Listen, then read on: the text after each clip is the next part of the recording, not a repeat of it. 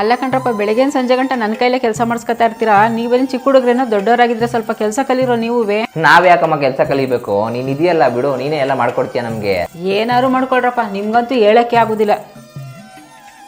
ಅಮ್ಮ ನನ್ ವಾಚ್ ಕಾಣಿಸ್ತಲ್ಲ ಕಣಮ್ಮ, ಎಲ್ಲಮ್ಮ? ಅಲ್ಲೇ ಎಲ್ಲೋ ಇರುತ್ತೆ, ಸ್ವಲ್ಪ ಕಣ್ಬಿಟ್ಟು ನೋಡಪ್ಪ.